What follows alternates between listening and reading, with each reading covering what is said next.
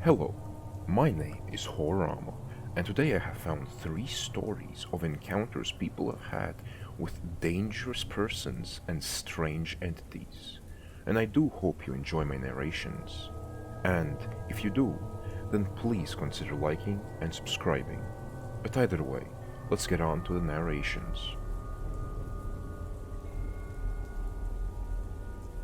The first story has been posted by user Flashy25006. When I was about 10, my family wanted to drive across country through the southwest, visiting places throughout Arizona, New Mexico, and Texas. We stopped for the night at a cheap cabin.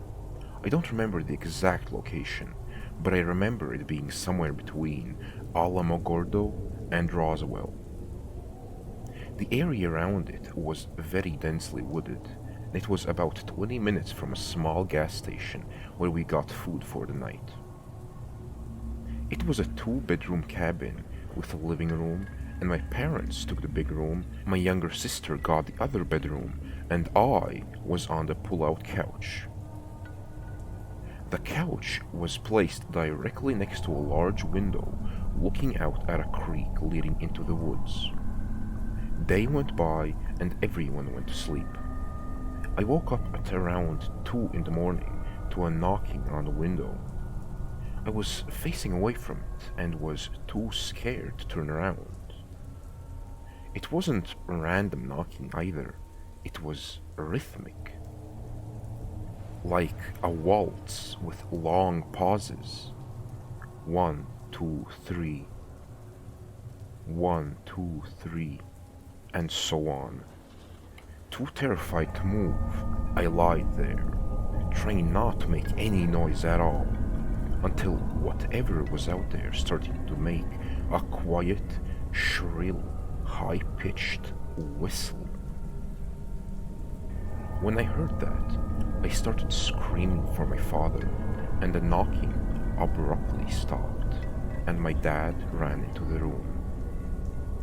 He's not a superstitious man, and says to this day that he didn't see anything. But according to him, the sense of malice that hit him was unlike anything he ever felt before. He got my sister, and we all slept together in the big bedroom. The next day, I looked at the ground outside the window and saw large deer tracks leading directly up to it. We did have some similar trips until I moved out, but my dad refused to go back to that area. The second story has been posted by user MonsterChick16. This was about 4 or 5-ish years ago, back when I lived with my mother in a shed on a farm surrounded by woodland. Our farmland was a part of a larger piece of farmland that was split up and sold off. So we did have neighbors, though they were roughly half a kilometer away each. We loved that because of the privacy. It wasn't like there was nobody nearby I couldn't go to if I needed help. That thought is what had me fearlessly walking alone at night between the hours of 7 to 8 p.m. sometimes fluctuating from earlier to later depending on the day. Sometimes I even went out on a walk at 2 a.m. because I was restless and couldn't sleep. Looking back, this was incredibly stupid, and after this incident, I never walked outside after 6 p.m. ever again, always making sure that there was at least some sunlight left when I set out. The route I always took was a road circuit. The first part was out in the open, in front of all the other farms, including my own. If anything had happened, at least one person would have noticed, and reception was pretty good, so I would have also been able to call someone.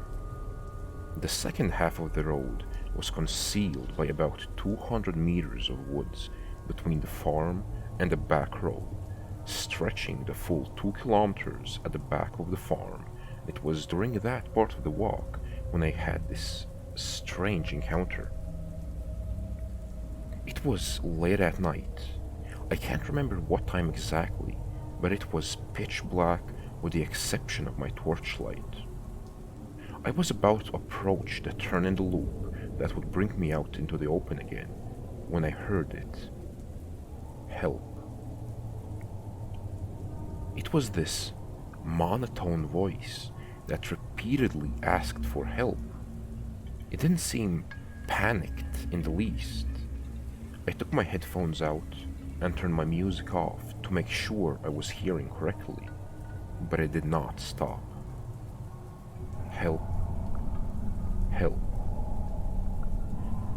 A very stupid part of me almost responded, because for some reason my first instinct was, oh no, someone's in trouble. Like a naive kid, even though I would have been like 16 or even 17 at the time.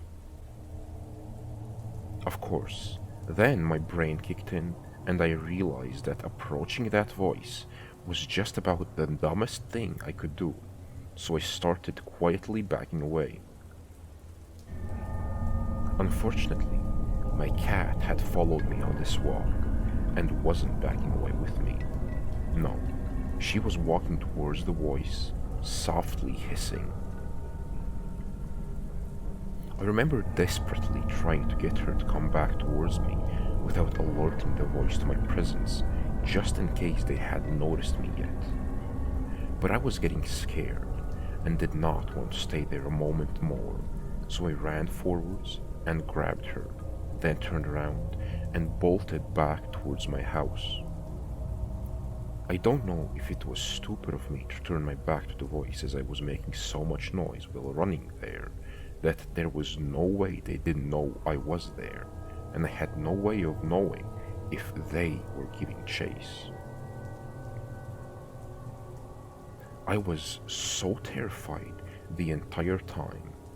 The image of someone cloaked in shadows chasing me entered my mind, and even though I couldn't hear anyone behind me, I never once slowed down until I was back safe and sound within my house.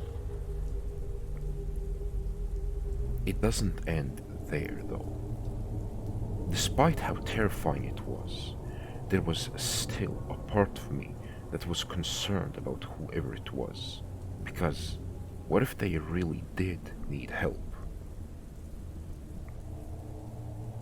So, I asked my mother to drive us to the location, another very foolish decision considering what we found, that being nothing. We called out, but nobody answered. We didn't get out of our car though. Luckily, neither of us were that stupid. We drove home, having seen nothing and no one. But it still bothered me in the morning, so I had my mother drive us over again, and we searched the immediate area. Nothing. No indication that anyone had been there. There was no body, which admittedly was a drastic thing to search for, but I know shock can leave you eerily calm, which could have explained the monotone voice, and the lack of response afterwards made me fear that we'd been too late and we'd find a body in the morning. I don't know if I would have preferred this outcome, cause then at least I would have had a face to the voice. But no, we found absolutely nothing, and to this day I have no idea who that voice belonged to and why they were monotonously calling out for help. My mind has naturally come to some chilling conclusions and theories that leave me unable to sleep. Kidnapper, serial killer, all the classic horror stories. But I guess I'll never really know for sure. The third story has been posted by user Gabagool Gandalf. What I am about to describe will sound like a cheap cliché movie script, But this did indeed happen. Even at home, barely anybody believes me without confirmation from the other parties involved. Buckle up, it's a long haul. Autumn 2019 in British Columbia, Canada. I am from Germany, but spent half a year in Canada as part of my bachelor's degree. I barely got back before COVID hit. I was 22 at the time, and the other people involved were about the same age. Another foreign student and I befriended this local Canadian student. We all had the same interests and humor, and the dude became a very good friend of ours. He told us all about this local area, and we spent a week in the summer with him and his father at their very remote cabin near some woods. They taught us how to handle guns and let us shoot a lot. Then fall came, and we had a lot of free time due to being finished with all of our papers. So, our buddy proposed that we spend a few days at his dad's cabin, this time without his father. We all thought, hell yeah, because we could load up on booze and weed and have a great time there, just living the life. 3 close dudes in the woods gaming and getting wasted. Sounds great, right? After loading up on all the supplies, the first 3 days were very calm. On the first day, just like the last time I was there, I barely slept and was generally tense. This is because I am a naturally very paranoid guy, and I often go into alert mode in situations, which is often mocked by my friends. In this case, what freaked me out the most was the fact that we are far away from civilization, and you would never understand how quiet your surroundings can be until you spend some time in a remote area like this, which led to me often just standing in the dark at night, listening to the surroundings of the cabin. But after the first few days, I got less paranoid. After all, I was with friends, was constantly high, and we were quite armed and dangerous. Day 4 came. We spent the day, at least, attempting to hunt in the woods, mostly just relaxing under trees with a beer and rifle in hand. But in the evening, it started to rain, heavily. After an hour, we were starting to see lightning in the distance, with quite a bit of time passing between lightning and thunder, which meant that this thunderstorm was still some time away. So we aborted our incompetent hunting attempts and started trekking back to the cabin. It took us about an hour to reach it, due to it already being very dark and the rain creating unsafe footing. For context, you should know that once you spend a few days in the wilderness and haven't seen a soul other than your friends for days, you can become quite careless about your surroundings. I think you can imagine why I'm telling you that part. So, we enter the cabin. At the time, the thunderstorm was raging full on. We put away our gear and changed clothes, except for the guns. Yeah, I know, drugs and guns are a horrible combination, and I wouldn't mix it nowadays, but we were drilled quite well by Canadian friends' dad regarding trigger discipline, safety, and etc. And man, I really miss spooning a rifle while sleeping. We cozied down in the living room at a table, started a YouTube video, and began playing cards. Barely 20 minutes passed since we returned, and at the time, we didn't bother closing the curtains in the living room, because thunderstorms are beautiful. So imagine that we were 3 guys sitting around a table, occasionally in awe at the weather outside while playing cards. In such a remote place, It is extremely dark outside. Without a full moon and clear skies, it is pitch black. The only lamps we have are old, vintage looking and dimmer than my phone's screen. What comes next is how my also non-local friend has described what he saw. While sipping from his beer, another lightning went off. He spit it out instantly after the lightning came and screamed loudly and stood up.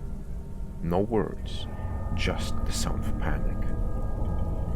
My Canadian friend and I were instantly perplexed and looked at him. "There is somebody outside." He started rambling about how, in that split second, the lightning illuminated the outside of the cabin. He saw a person standing a bit of distance away from the cabin, looking directly at us. Now, this is what I mean when I said cliché horror story, and barely anybody believes me at first, but this did happen.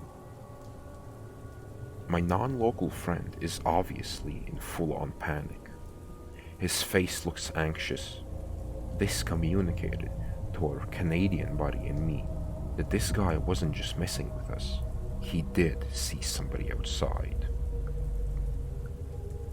I grabbed my rifle and pulled the bolt to rack around into the chamber.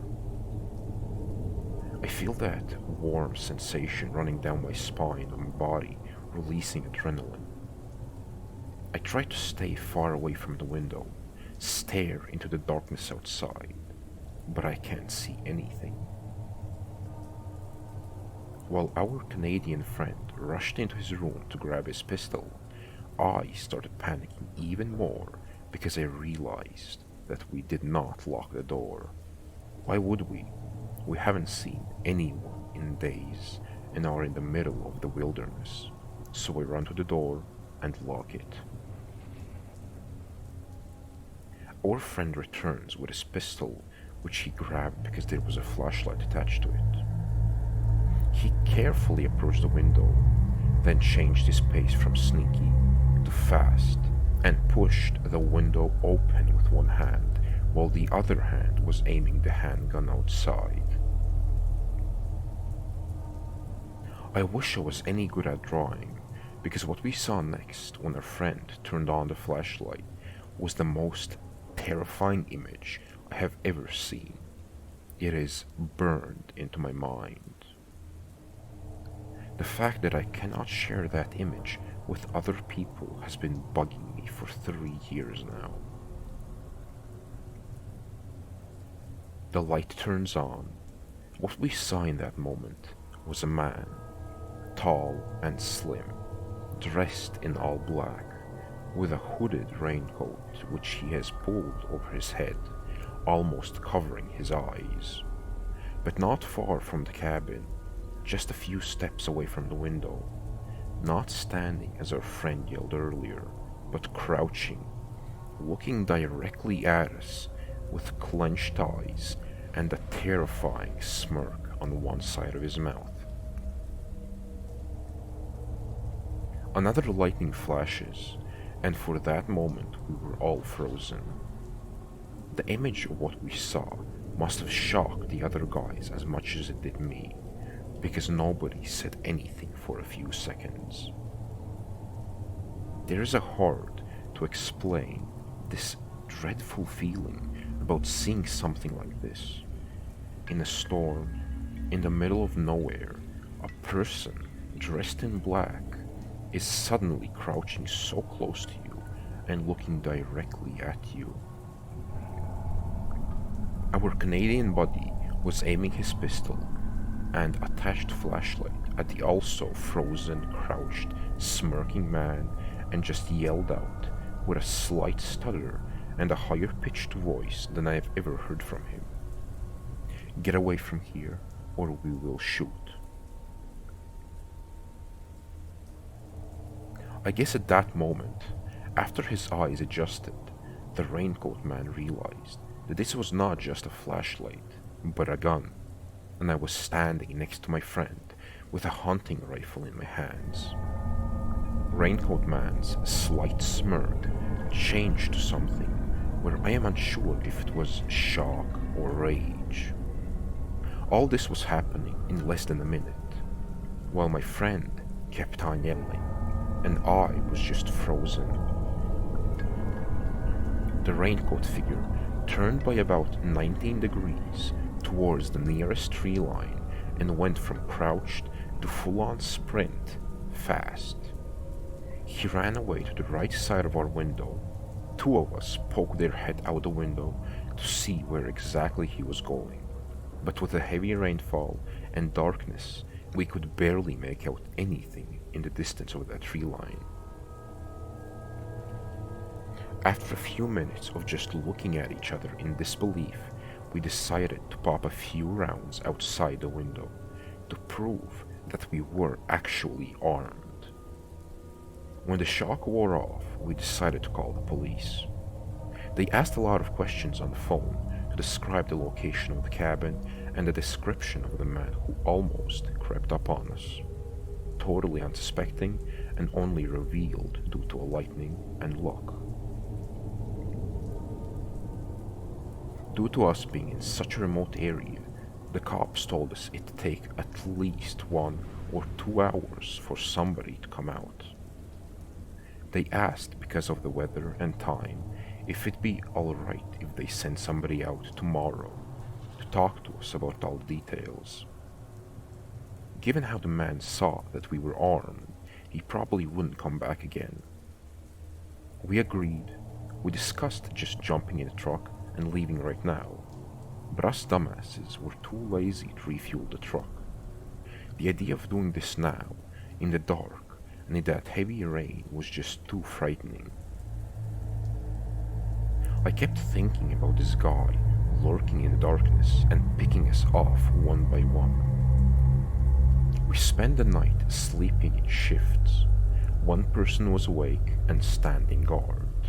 The others, at least, attempted to sleep. When my turn came, the rain had died down. I turned off all the lights, opened the window, and just sat there in the darkness, trying to listen for any sound I could hear and looking out of the window to scan the area. Let me tell you, when you're sitting in the dark for hours in full alert, just trying to sit still, listening and looking around, you have a lot of time to think and reiterate what just happened. Close to the middle of the next day, 2 cops arrived.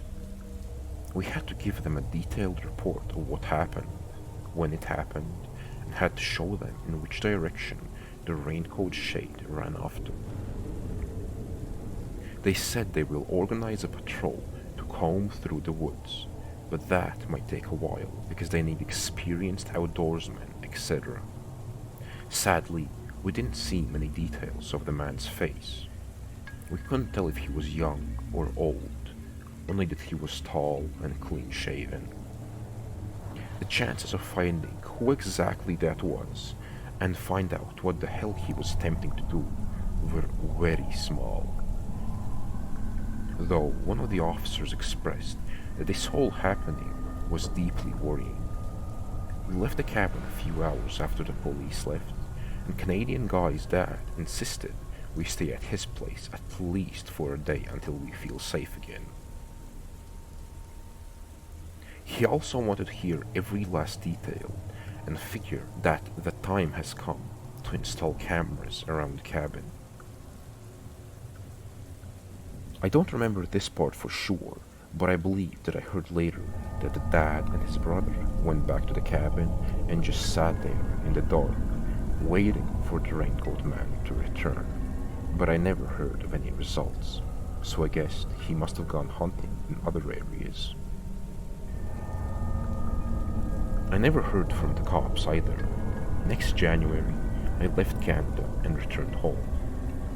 My Canadian friend was called in for an interview a few months later, and it seemed like the police was still seriously investigating this, looking for the guy who crept up on the cabin during a thunderstorm. The image of that crouched raincoat figure, completely wet and surrounded by darkness so close to our cabin, is burned into my mind. I will most likely never forget this. I still sometimes turn off all the lights and just look out in the windows in silence, trying to listen for sounds, even though I am on the other side of the world now. We have speculated about who that was. The winning theory is that this guy most certainly had sinister intentions. This did not look like an attempt at burglary. Remember, we had dim lights on. You could see that there was somebody inside the cabin. This guy was creeping towards us in a raincoat during a thunderstorm. When my friend yelled out that he saw somebody, this guy went from walking to crouching, and he went closer towards the window. I suspect that the raincoat man wanted to check what kind of victim was on the menu, and I don't really want to imagine what he had in store if there were two unarmed girls there, in a cabin in the middle of nowhere. We didn't see any headlights passing the clearing the cabin was on. The guy also had no backpack or anything like that, just a raincoat and black weather-appropriate clothing. I bet my soul that this guy was a man on a mission who knew exactly what he was doing and what he was well prepared for. While writing this post, I also started thinking about the logistics of it all. The guy must have a camp or at least a car hidden somewhere in those woods. You can't sustain yourself out there otherwise. I also got the feeling that he either came upon the cabin during the storm itself, or that he spotted us in the woods during the hunting we did before. We moved slowly, while also not being shy with waving our lights around, and in total pitch black darkness, a proper flashlight must have been as easy to spot as the beacons of Gondor. So, he might have tracked us through the woods until we reached the cabin. If anybody has heard about similar things happening in the area of British Columbia near Vancouver, please let me know. That mystery has a grip on me for the rest of my life. Sometimes I still dream of this raincoat figure creeping closer towards me with each flash of lightning. The thing that truly scares me about these kinds of paranormal encounter stories is that there is a large possibility that these encounters weren't paranormal in nature, but instead a real person or animal stalking the original poster, since, in the end, even if ghosts, skinwalkers, and Bigfoots are real, the most dangerous and malicious beings on our beautiful planet is still the humble human.